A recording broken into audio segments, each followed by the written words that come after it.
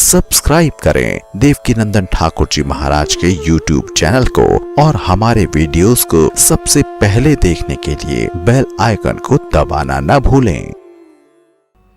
सबसे सुंदर व्रत है एकादशी का भगवान को मनाने के लिए। सबसे प्यारा व्रत है एकादशी का। अगर चाहते हो भगवान माने, प्रसन्न हो जाए, तो एकादशी का व्रत जरूर रखा करो। बोलो राधे राधे। लेकिन उसके बदले में उनसे कुछ मांगना नहीं है। एकादशी के व्रत के बदले में कुछ मांगना नहीं है। कई लोग हमसे कहते हैं महाराज सुहागिन दोनों व्रत नहीं रख सकती। कोई कहते हैं कन्या नहीं एकादशी का व्रत रख सकती। हम अगर अपनी भावना से कहें तो जिन जिन को ठाकुर जी को मनाने का मन हो, बच्चा हो, बूढ़ा हो, जवान हो, सबको एकादशी का व्रत रखना चाहिए। जो जो भगवान को मनाना चाहते, जो भगवान को मनाना चाहते हैं। जैसे हम लोग कई व्रत ऐसे हैं। करवा चौथ का व्रत पति की उम्र बढ़ाता है ना। और बच्चे के लिए वो एक व्रत है ना, बेटे के लिए जो माएँ रखती हैं, अघोई व्रत रहती ना, बेटे के लिए रहती।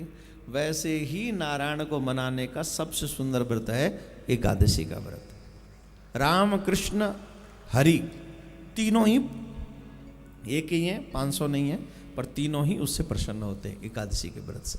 तो इसलिए व्रत रखना चाहिए। राजा अम्बरीश एकादशी का व्रत रखते हैं।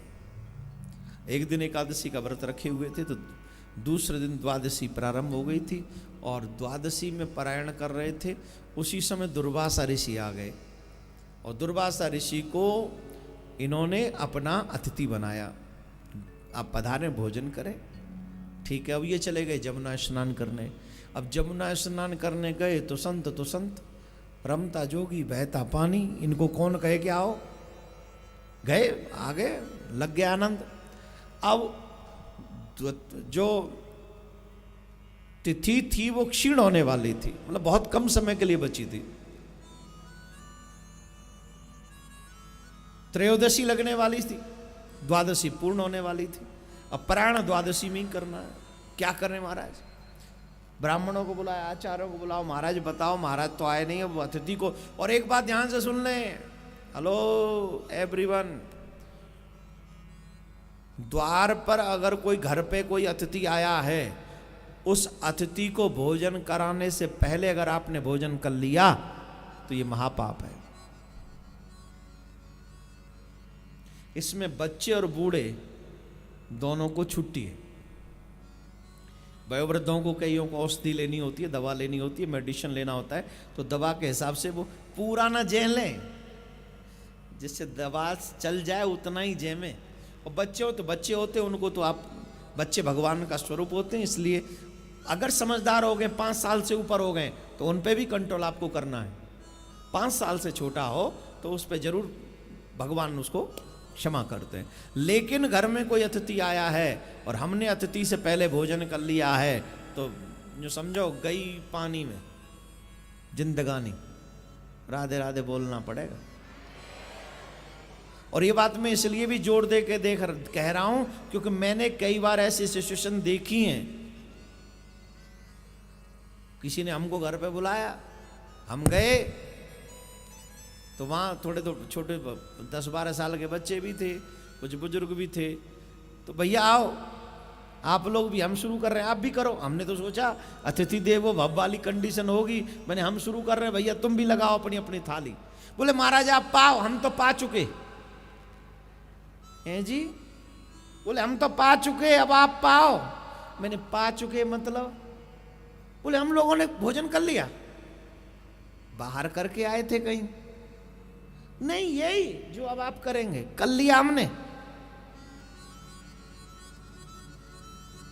हमने कहा भैया अपना ही प्रसाद हमको खिलवाना था तो हमें वहीं पहुंचा देते, हम वहीं खा लेते, हम काहे को आए यहाँ? अच्छा, ऐसा हमारे साथ नहीं, मोस्टली बहुत लोगों के साथ होता है। इसीलिए मुझे बार बार बोलना पड़ता है, अतिथि का सत्कार करना सीखो। अतिथि कोई भी हो वो भगवान का ही स्वरूप है। आप भगवान को भोग पहले लगाओगे, उसके बाद ही आप भोजन करोगे। अम्बरीश राजा की इस कथा से भी ये बात जो सिद्ध होती है। बोले महाराज अब क्या करें, त्रयोदशी लग जाएगी। बोले महाराज एक काम करो, भगवान के चरण के चरणोदक से आप पारायण कर लो, और महाराज जब आ जाए तो भोजन करा के भोजन कर लेना। बोले ठीक है। अब देखो संयोग ठाकुर जी को लीला करनी होती है तो यूँ करते हैं ठाकुर जी लीला। इनका तो चरणामृत लेना हुआ और दुर्वासा ऋषि का वहां पहुंचना हुआ। और दुर्वासा ऋषि बोले ये क्या किया तूने, मेरे जैसे तपस्वी को अतिथि बनाकर,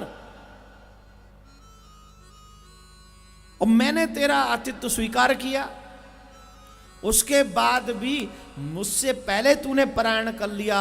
अरे तूने तो बहुत बड़ा अपराध कर दिया। जटा उखाड़ी और कृत्या नाम की राक्षसी उत्पन्न कर दी और कहा इस अम्बरीश का वध कर दे, इसने मेरा अपमान किया है। अब तो महाराज वो कृत्या भागी अम्बरीश राजा को मारने के लिए, और जैसे ही अम्बरीश राजा को मारने के लिए दौड़ी, सुदर्शन चक्र प्रकट हो गए भगवान के। ऐसा नहीं होने देंगे। कृत्या को वहीं मार दिया, तुरंत समाप्त कर दिया। अब कृत्या मर गई। अब सुदर्शन का तेज शांत ना हो, उनका क्रोध शांत ना हो। अब वो पड़े दुर्वासा ऋषि के पीछे। दुर्वासा ऋषि आगे आगे, सुदर्शन चक्र पीछे पीछे। दुर्वासा ऋषि भागे शंकर भगवान के पास, बाबा भोलेनाथ बचाओ, बाबा कर्पूर गौरम करुणावतारम। बोले हमारी करुणा इस समय मौन में है, जाओ यहां से, जल्दी जाओ। अगर हम तुम्हारी भगवान के सुदर्शन तुम्हारा पीछे है, राखी को सकही राम कर द्रोही। भगवान के द्रोही को, भगवान के भक्तों के द्रोही को अपने घर में जगह नहीं देनी चाहिए। ये बाबा भोलेनाथ सिखा रहे हैं। ध्यान से सुनिए। जो भगवान के भक्तों का विद्रोह करता हो, द्रोह करता हो, निंदा करता हो, उपहास करता हो, और जो भगवान का उपहास करता हो, वेदों की निंदा करता हो, पुराणों का मजाक उड़ाता हो, ऐसे लोगों को अपने घर में नहीं आने देना चाहिए और ना ही ऐसे लोगों के घर में जाना चाहिए।